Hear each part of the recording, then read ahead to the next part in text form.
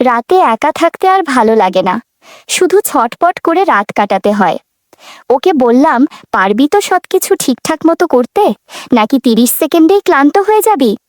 ও বলল, একবার সুযোগ দাও, দেখিয়ে দিব। এদিন যা হলো তা কোনো দিন ভুলব না। আমার নাম রিয়া। 28 বছর বয়সে আমার বিয়ে হয়েছে।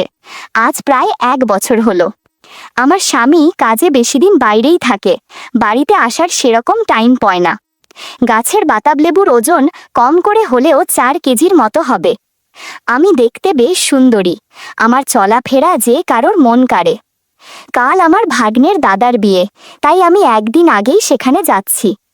সেই বাড়িতে যাওয়ার জন্য আমি রেডি হয়েছি, কিন্তু আমার স্বামীর কাজ থাকার জন্য সে আমার সাথে আসতে পারবে না, তাই আমি একাই যাচ্ছি। আমি বাস স্ট্যান্ডে এসে পৌঁছেছি। আমি আমার ভারী ব্যাগটা নিয়ে বাস থেকে নামলাম, আর মনে পড়ল আমি ছাতা আনতে ভুলে গেছি। এদিকে ঝুম বৃষ্টি শুরু হয়েছে। কিছুক্ষণের মধ্যেই আমি পুরো ভিজে একাকার। ভেজা জামাকাপড় ত্বকের সাথে লেগে আছে। চারিদিকে তাকিয়ে দেখি কোনো দোকান খোলা নেই, আর একটা লোকও নেই। তারপর আবার ভাগ্নেও এখনো আসেনি আমাকে নিতে, তাই একটা ছোট বন্ধ দোকানের সামনে গিয়ে দাঁড়ালাম আর অপেক্ষা করতে লাগলাম ভাগ্নের। কিছুক্ষণ পর দেখলাম বৃষ্টিতে ভিজতে ভিজতে ভাগ্নে আসছে। ভাগ্নেও বাড়ি থেকে বেরোনোর সময় ছাতা নিতে ভুলে গেছে। ও এসে আমার পাশে দাঁড়ালো আর চোখে আমাকে দেখতে শুরু করলো। বৃষ্টির কারণে অনেক কিছু বোঝা যাচ্ছিল। আমি বললাম, কি যে করি, আমি ছাতা আনতে ভুলে গেছি, এখন দেখছি যে তুইও তো ছাতা আনিসনি। ভাগ্নে বলল, হ্যাঁ, আমিও তাড়াতাড়ি বেরোতে গিয়ে ছাতা আনতে ভুলে গেছি। কোনো ব্যাপার না মামি, আমি আছি তো, ভয় পেও না। বিকেলবেলা বৃষ্টিটা যখন থেমে গেল, তখন আমরা দুজন বিয়ে বাড়িতে চলে আসলাম। বাড়িতে আসার পর আমি আমার কাপড় বদলে নিলাম, আর ভালো একটা লালা রঙের শাড়ির সাথে হাতা হাতা ব্লাউজ পরে নিলাম। বাড়িতে সবার সাথে কথাবার্তা বলছিলাম, আর তার মাঝে দেখি ভাগ্নে আমায় দেখছে দোতলা থেকে আর হাসছে। এমন সময় আমার বৌদি বলল, রিয়া, তুমি একটু দোতলায় গিয়ে রান্নাঘর থেকে 2টো প্লেট এনে দিবে?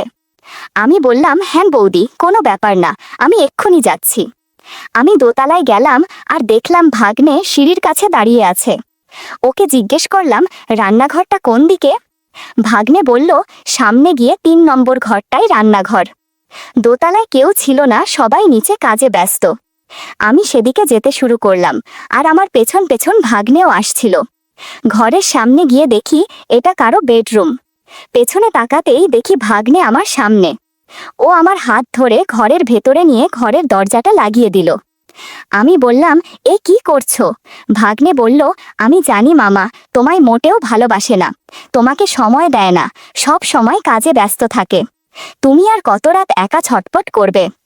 আমি বললাম, কি বলতে চাইছো তুমি? ভাগ্নে বলল, আমি তোমার সেবা করতে চাই, যা মামা করে না। ওর কথাগুলো শুনে আমি অস্বস্তিতে পড়ে গেলাম। ওকে বললাম, তাহলে তোকে পরীক্ষা দিতে হবে। আমার আবার এইটুকু কোনো কিছু ভালো লাগে না। ভাগ্নে বলল, তুমি যা বলবে আমি তাই করব। আমি বললাম, কিন্তু এখন ঠিক টাইম না এগুলো করার। সবাই বাড়িতে আছে, কেউ দেখে ফেললে মুশকিল হয়ে যাবে। ভাগ্নে বলল, কেউ আসবে না ওপরে, সবাই নিচে কাজে ব্যস্ত। আমি বললাম, আমি যদি রান্নাঘর থেকে প্লেটগুলো না নিয়ে যাই, তাহলে বৌদি উপরে চলে আসবে। ভাগ্নে বলল, আমাদেরকে কেউ দেখতে পাবে না, আমি দরজা বন্ধ করে দিয়েছি। বলার সাথে সাথেই ভাগ্নে 2টো তবলা বাজাতে শুরু করলো। আমি যেন ওকে বাধা দিতে পারছি না। আমিও সাহস করে গিটার হাতে নিয়ে বাজাতে শুরু করলাম। অনেক ভালো লাগছিল আমার, অনেক বছর পর আনন্দ করছি। কিছুক্ষণ পর আমাকে মেঝেতে বসিয়ে দিল। আমি বললাম, মেঝেতে পিঠে ব্যথা লাগে, বিছানায় চলো। ও বলল, না মামি, বিছানায় অনেক শব্দ হয়, মেঝেতে বসলে শব্দ হবে না। আমি মেঝেতেই বসলাম, আর জাগনে জাদুর লাথি দিয়ে আমাকে আশীর্বাদ করলো। এই বয়সে বেশ ভালো আশীর্বাদ করে পারো। আস্তে মামি, বেশি জোরে চিৎকার করো না, না হলে অমঙ্গল হবে।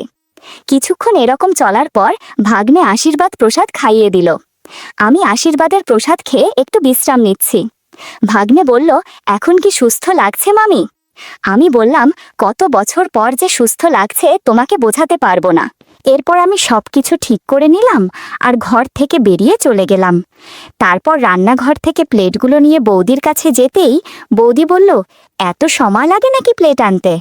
আমি বললাম, না মানে আমি রান্নাঘর খুঁজে পাচ্ছিলাম না, তাই দেরি হলো। বৌদি বলল, ঠিক আছে, কোনো ব্যাপার না, এখন আমার সাথে একটু কাজ করো। আমি কাজ করতে শুরু করলাম বৌদির সাথে। কাজ করতে করতে রাত হয়ে গেল। সবাই মিলে তখন খেতে বসেছে। আমি আর বৌদি খাওয়া দাওয়া করে নিলাম। তারপর বৌদি আমাকে আমার শোবার ঘর দেখিয়ে দিল, যেটা ছিল ভাগ্নের ঘরের পরের ঘরটা। ঘরটি বেশ ছোট ছিল। দেখলাম ঘরে একটি সিঙ্গেল বেড, আলমারি আর একটি ড্রেসিং টেবিল আছে। শোবার সময় আমি কাপড় বদল করলাম না, কারণ বাকি কাপড়গুলো বৃষ্টিতে এখনো ভেজা ছিল। এমন সময় দেখি ভাগ্নে এলো আমার ঘরে। এসেই চারিদিক আর ঘরের বাইরেটা দেখলো। কাউকে যখন দেখতে পেল না, তখন বলল, গুড নাইট মেরি জান। আমিও একটু হেসে বললাম, ইস, খুব দুষ্টু হয়েছ। হ্যাঁ, এবার ঘুমাতে যাও, কাল তোমাকে আমার ডিউটি করতে হবে। গুড নাইট বলার পরে ভাগ্নে চলে গেল। ভাগ্নে আর ওর দাদা একই ঘরে ঘুমাতো।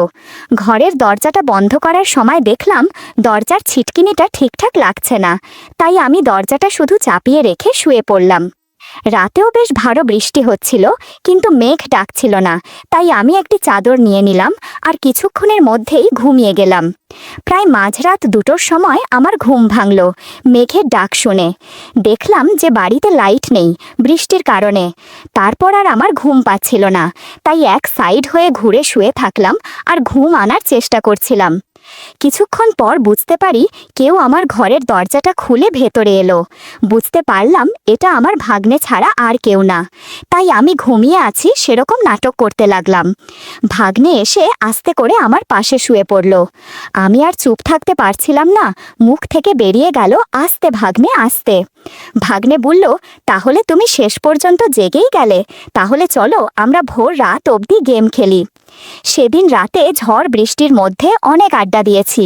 ইউটিউবের কড়া নিয়মের কারণে কিছু ঘটনা সরাসরি বলা যাচ্ছে না।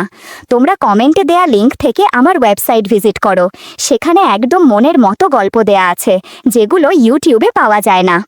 আড্ডা শেষে ঘড়িতে দেখলাম 4:30 বাজে। প্রায় 2 ঘন্টা ধরে আড্ডা হয়েছে। ভাগ্নে ধীরে ধীরে ঘর থেকে বেরিয়ে গেল, আর আমি নতুন একটা ম্যাক্সি পরে ঘুমিয়ে পড়লাম। পরের দিন সকালে ঘুম থেকে প্রায় 9টার দিকে ওঠার পর আমি আমার বেড ঠিক করে ঘরের বাইরে সিঁড়ির কাছে দাঁড়ালাম। দেখলাম বাড়ির সব লোকজনেরা বিয়ের কাজে ব্যস্ত। পাশের ঘরের জানালা দিয়ে দেখলাম ভাগ্নে এখনো ঘুমিয়ে আছে। আমি আমার ফোনটা নিয়ে আমার স্বামীকে ফোন করলাম। কিছুক্ষণ পর ফ্রেশ হয়ে সবার সাথে বিয়ের কাজ করতে লাগলাম। কাজ করতে করতে দুপুর হয়ে গেল, প্রায় 2টো বাজে। আমাকে বৌদি বলল যে, রিয়া, তুমি কি এখন দোকানে গিয়ে এই কয়েকটি জিনিস আনতে পারবে? বাইরে গাড়ি আছে, ড্রাইভারকে বললেই নিয়ে যাবে তোমাকে। আমি বললাম, বৌদি, আমার তো চেনা জানা নেই তোমাদের এলাকা। বৌদি বলল, ঠিক আছে, কোনো ব্যাপার না, আমি ড্রাইভারকে জিজ্ঞেস করে জিনিসগুলো নিয়ে আসছি। ভাগ্নে দূর থেকে আমাদের কথা শুনছিল। ও আমাদের কাছে এসে বৌদিকে বলল, মামিকে একা একা কেন পাঠাচ্ছ? বৌদি বলল, একা একা কোথায়, ড্রাইভার যাচ্ছে তো রিয়ার সাথে। ভাগ্নে বলল, আমার মানে বাড়ির কোনো চেনা জানা লোকের সাথে পাঠাও। বৌদি বলল, হ্যাঁ ঠিক বলেছিস তো, তাহলে আমি কাকে পাঠাই এখন? ভাগ্নে বলল, আমি মামিকে নিয়ে যাই দোকানে। বৌদি বলল, ঠিক আছে, কিন্তু দেখে শুনে যাস। তখন আমি আর ভাগ্নে গাড়িতে বসলাম। ভাগ্নে গাড়ি চালানোর জন্য ড্রাইভিং সিটে বসলো, আর আমি গাড়ির সামনের সিটে বসলাম। কিছু দূর যেতেই ফাঁকা সোজা রাস্তা আসলো। গাড়ি চালাতে চালাতে বলল, মামি, তুমি তো সকালে কিছুই খাওনি, আমার কাছে কলা আছে, খাবে নাকি? আমি উত্তর না দিয়ে জিজ্ঞাসা করলাম, তুইও তো সকালে কিছু খাসনি, ডালিম খাবি নাকি? আমার কাছে 2টো ডালিম আছে।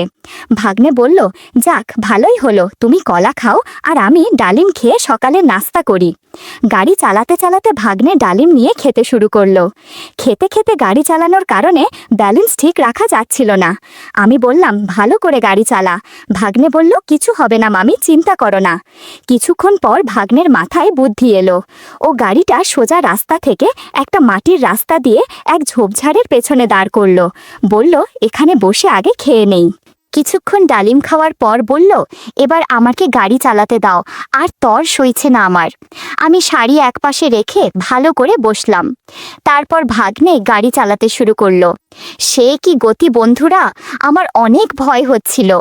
আমি শুধু বলছিলাম, ভাগ্নে আস্তে আস্তে। ভাগ্নে বলল, আমি অনেক দক্ষ ড্রাইভার। অনেক জোরে গাড়ি চালানোর কারণে গাড়ি অনেক নড়ছিল, মনে হচ্ছিল ভূমিকম্প হচ্ছে। 30 মিনিট পর ভাগ্নে থামল। এদিকে আমার কেমন যেন লাগছিল, মনে হচ্ছে ব্যথা পেয়েছি। এরপর আমরা সোজা বাজারে থেকে বৌদির বলা জিনিসপত্র নিয়ে বাড়ি চলে আসলাম। বাড়িতে আস্তে আস্তে সন্ধে হয়ে গেল, আর বৌদি বলল, এত সময় লাগে নাকি রিয়া, তোমাকে আমি তাড়াতাড়ি আনতে বলেছিলাম জিনিসগুলো। আমি বললাম, আর বলো না বৌদি, আসার সময় গাড়িটা চালু হচ্ছিল না, তাই দেরি হয়ে গেল। বৌদি বলল, ঠিক আছে, এখন আমাকে এখানে একটু কাজে সাহায্য করো। কাজ করতে করতে রাত হয়ে গেল, তাই আমি আমার ঘরে গেলাম আরাম করতে। তখন বৌদি এসে আমায় বলল, তাড়াতাড়ি তৈরি হয়ে যাও, আমাদের বরযাত্রী যেতে হবে। আমি তৈরি হয়ে বরযাত্রীর বাসে উঠে পড়লাম। গত 3 দিনে অনেক কিছু হয়েছে, কিন্তু আমার মন খারাপ হচ্ছে এই ভেবে আজ আমাকে চলে যেতে হবে। আবারও সেই বোরিং দিন শুরু। ভাগ্নে ছাড়া কিভাবে সময় কাটাবো বুঝে উঠতে পারছিলাম না। যাওয়ার আগে শেষবারের মতো ভাগ্নে পুকুর পাড়ে আশীর্বাদ করেছে। বিকেল 5টার বাসে করে চলে আসলাম বাড়িতে। কদিন বাড়ির কাজকর্ম করতে করতেই কেটে গেল। ধুর, খুব বিরক্ত লাগছে। আজও কিছু হলো না। আমার স্বামীকে নিয়ে আর পারি না। নিজে তো কিছুই পারে না, উল্টো আমার দোষ দেয়। ইদানিং আমার অবস্থা একেবারে করুণ। ঘরের শসা বেগুন খেয়ে আর কতদিন পার করব। ভাগ্নের সাথে কাটানো সময়গুলো খুব মিস করছি। আমাদের পাশের বাড়িতে আমার বান্ধবী বেবি থাকে। বেবির সাথে আমার খুব বন্ধুত্ব। বেবিরও আমার মতো একই অবস্থা, দুজনের স্বামী হয়েছে একই ধরনের। কিন্তু এভাবে পাড়ায় আর কাকে ডাকবো, লোক লজ্জার ভয়ে কিছু বলতে পারি না। আমরা 2 বান্ধবী মনের দুঃখে গল্প করি। গল্পে গল্পে বেবির কাছ থেকে একটা ছেলের খোঁজ পাই। দারুণ সুদর্শন আর শক্তিশালী, লম্বায় প্রায় 10 ইঞ্চি হবে আর মারাত্মক মোটা। আমি বললাম, বলিস কি, এমন কারো হয় নাকি? বেবি বলল, সত্যি বলছি, এরকম আমি বাপের জন্মেও দেখিনি। আমি বেবিকে বললাম, ছেলেটাকে ম্যানেজ কর না, আর হ্যাঁ বল না ছেলেটা কে? বেবি বলল, আমাদের পাশের বাড়িতেই থাকে, তোমার পাড়াতুতো দিদির ছেলে। আমি এতক্ষণে বুঝতে পারলাম কার কথা বলছে। আমার পাড়াতুতো দিদির ছেলে মানে দীপু। ইন্টারমিডিয়েটে পড়ে, একটু রোগা, তবে নিয়মিত খেলাধুলা করে। মেধাবী ছাত্র, দেখতেও খুব হ্যান্ডসাম, অনেক সুন্দর করে কথা বলে। হায় রে, আমার কি পোড়া কপাল, এত দিন ধরে ওকে চোখে পড়েনি। মাঝে মাঝে খেয়াল করেছি, দীপু আমার দিকে করে তাকিয়ে থাকে। আমার সাথে ওর খুব খাতির। ওর সাথে বন্ধুত্ব করলে কেউ টের পাবে না। সত্যি বেবি ভালো একটা উপায় বের করেছে। মনে হচ্ছে ভাগ্নেকে আর মিস করতে হবে না। বেবির সাথে কথা বলে আমি বাসায় ফিরে চিন্তা করতে লাগলাম কিভাবে দীপুকে বাসায় আনা যায়। হঠাৎ আমার মৌরির কথা মনে হলো। মৌরিকে টিউশন পড়ানোর জন্য দীপুকে রাজি করলাম।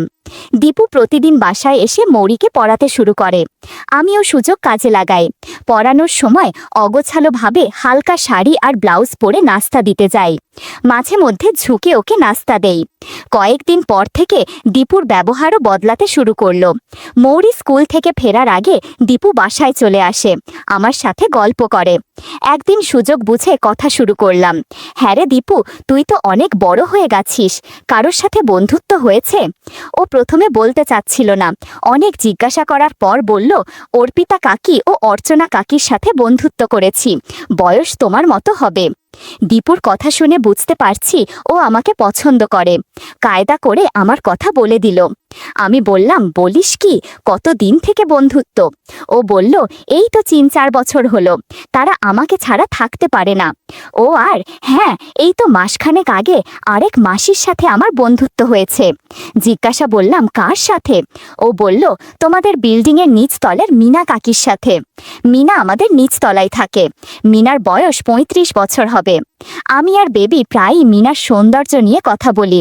মিনার একটা ছেলে আছে, ক্লাস 4-এ পড়ে, স্বামী বিদেশ থাকে। মাসখানেক আগে মিনাকে দেখেছি খুঁড়িয়ে হাঁটছে। জিজ্ঞাসা করাতে ও বলেছিল বাথরুমে পিছলে পড়ে গেছে। আমার এখন সন্দেহ হচ্ছে সত্যি বাথরুমে আছাড় খেয়েছে নাকি অন্য কিছু। দীপুকে জিজ্ঞাসা করলাম, তোর আর মিনার বন্ধুত্ব কতটা গভীর হয়েছে? দীপু মুচকি হেসে বলল, অনেক গভীর গো মাসি, তুমি ভাবতেও পারবে না, তোমার থেকেও অনেক ফ্রি, আমাকে সব কথা বলে। ওর কথা শুনে আমার মনে আনন্দের ঢেউ বয়ে গেল। এই ছেলেকে দিয়েই হবে। ওকে জিজ্ঞাসা করলাম, আচ্ছা দীপু, বেবিকে তোর কেমন লাগে? ও বলল, দারুণ লাগে মাসি, তবে তোমাকে সবচেয়ে বেশি ভালো লাগে, সেজন্যই তাড়াতাড়ি চলে আসি। আমি বললাম, বেবির সাথেও বন্ধুত্ব করবি? ও বলল, কেন করব না, আমি তো অনেক দিন থেকেই তোমার সাথে বন্ধুত্ব করতে চাচ্ছি, বেবি মাসি হলে আরও ভালো হবে। ওকে বললাম, পারবি তো সব কিছু ঠিকঠাক করতে? ও বলল, একবার সুযোগ দাও, দেখিয়ে দিব। এমন সময় মৌরি এসে পড়ল। আমি আমার ঘরে চলে গেলাম। কিছুক্ষণ পর বাথরুমে গেলাম। মৌরির ঘরের সামনে দিয়ে যাওয়ার সময় দেখি দরজা ভেজানো। আমি ভাবলাম মৌরি হয়তো মনোযোগ দিয়ে পড়ছে। ফিরে আসার সময় মৌরির ঘর থেকে অদ্ভুত আওয়াজ শুনতে পেলাম, সাথে হাততালির মতো কেমন যেন শব্দ আসছে। আমি একজন বিবাহিতা মহিলা, এই ধরনের আওয়াজের সাথে আমি খুব পরিচিত। আস্তে আস্তে ভেজানো দরজা একটু ফাঁকা করতেই আমার চোখ কপালে উঠে গেল। দেখলাম মৌরি হাঁটু গেড়ে বসে আছে আর দীপু ওর সামনে দাঁড়িয়ে আছে জাদুর লাঠি নিয়ে। বন্ধুরা, ইউটিউবের কড়া নিয়মের কারণে সরাসরি বলা যাচ্ছে না। তোমরা কমেন্টে দেয়া লিংক থেকে আমার ওয়েবসাইট ভিজিট করো, সেখানে একদম খোলা মেলা গল্প দেয়া আছে। আমি চুপচাপ দাঁড়িয়ে ওদের কাণ্ড দেখতে থাকি। মনে মনে ভাবলাম, দীপু যদি মৌরিকে এভাবে প্র্যাকটিক্যাল পড়াতে থাকে তাহলে তো মেয়েটা অসুস্থ হয়ে যাবে। কিন্তু এ কি, আমার মেয়ে, চোখে মুখে প্রশান্তির ছাপ। কি ফাজিল ছেলে রে বাবা, মৌরির মতো লাজুক মেয়ের সাথে বন্ধুত্ব করে ফেলেছে। একটু পর আমি আমার রুমে চলে গেলাম আর বেবিকে ফোন করলাম আর ওকে সব ঘটনা খুলে বললাম। শুনে বেবি আনন্দে লাফাতে লাগলো। বেবিকে আমার বাসায় আসতে বললাম, দীপুকে নিয়ে মার্কেটে যাব। বেবি আমার বাসায় এসেই আমাকে জড়িয়ে ধরল। দুই বান্ধবী ঠিক করলাম দীপুকে যা ভাই তাই দিব। কিছুক্ষণ পর দীপু মৌরির ঘর থেকে বের হলো। ওদিকে মৌরি বিছানায় শুয়ে আছে। আমি দীপুকে আমাদের সাথে মার্কেটে যাওয়ার জন্য বললাম। দীপু সাথে সাথে রাজি হয়ে গেল। আমরা তিনজন মার্কেটের উদ্দেশ্যে বের হলাম। মার্কেটে পৌঁছে আমি ও বেবি ব্লাউজের দোকানে ঢুকলাম। দীপু বাইরে দাঁড়িয়ে আছে। আমি দীপুকে দোকানের ভেতরে নিয়ে এলাম। দীপুকে বললাম, কোন রঙেরগুলো কিনবো? দীপু হাসতে হাসতে বলল, তুমি এক সেট কালো নাও আর বেবি মাসিকে এক সেট লাল নিতে বলো, তোমাদের দুজনকে খুব মানাবে। বেবি মাসিকেও কালো মানাবে, কিন্তু তোমাকে সবচেয়ে বেশি মানাবে। আমিও হাসতে হাসতে বললাম, ঠিক আছে, তোর ইচ্ছাই থাক। ঘণ্টাখানেক কেনাকাটা করে আমরা বাসায় ফিরে আসি। পরদিন মৌরি স্কুল যেতেই বেবিকে বাসায় ডেকে আনি। দীপুকেও আসতে বলি। বেবি আসার পর দুইজনেই হালকা করে সাজগোজ করে নেই। দুইজনেই ঠিক করেছি আজ দীপুকে গাড়ি চালাতে দিব। বেবি যা পারে করুক। এদিকে দেখলাম বেবি ব্যাগে এক সেট কাপড় নিয়ে এসেছে। বাসায় বলে এসেছে সিনেমা দেখতে যাবে। একটু পর আমরা চুল কেটে ক্লিন হয়ে থাকলাম। একটু পর কলিং বেল বাজতেই দরজা খুলে দেখি দীপু হাজির। দরজা বন্ধ করে দীপুকে ঘরে আসতে বললাম। দীপু 6টা বিদেশি বেলুনের প্যাকেট সাথে নিয়ে এসেছে। আমি বললাম, কি রে, এসব আনলি কেন? দীপু বলল, এগুলো ছাড়া সমস্যা হবে। আমি বললাম, না, এগুলো দিয়ে কিছুই হবে না, তুই চিন্তা করিস না, আমরা ওষুধ খেয়ে নিব। এরপর দীপু আর কথা বাড়ালো না। প্রথমে বেবির কাছে গিয়ে তবলা বাজাতে শুরু করলো। এদিকে আমি তৈরি হচ্ছিলাম কখন আমাকে শেখাবে। 1 ঘন্টা বেবিকে গান শেখানোর পর বলল, একবার তুমি রেডি হও। সেদিন সারা বাড়িতে শুধু আমাদের চেঁচামেচির শব্দই শোনা যাচ্ছিল। দীপুর কারণে আমি ভাগ্নের কথা একদম ভুলে গেছি। দেখতে দেখতে দুপুর 1টা বেজে গেছে। ওদিকে আবার মৌরি স্কুল ছুটি হয়ে যাবে। আমি আর বেবি কোনোভাবেই দাঁড়াতে পারছিলাম না। তবুও দীপুর সাপোর্টে উঠে দাঁড়ালাম। এরপর দীপু বাথরুমে চলে গেল। আমি ঘর গোছাতে শুরু করলাম। একটু পর দীপু এসে বলল, কি ব্যাপার, আজকের মতো এ পর্যন্তই নাকি? বেবি বলল, না বাবা, আমি আর নেই, আমি এখন বাসায় যাব। দীপু, তুই আমাকে বাসায় পৌঁছে দিয়ে আয়। এরপর বেবি নতুন এক সেট জামা কাপড় পরে দীপুর সাথে বাড়ির পথে হাঁটা দিল। আর আমি স্নান সেরে রান্নাঘরে চলে গেলাম হাঁড়িতে ভাত বসাতে। চুলোয় আগুন জ্বলছে আর আমি ভাবছি এখন জীবনে আর কোনো আফসোস নেই। যখন ইচ্ছে হবে দীপুকে বাড়িতে আসতে বলবো।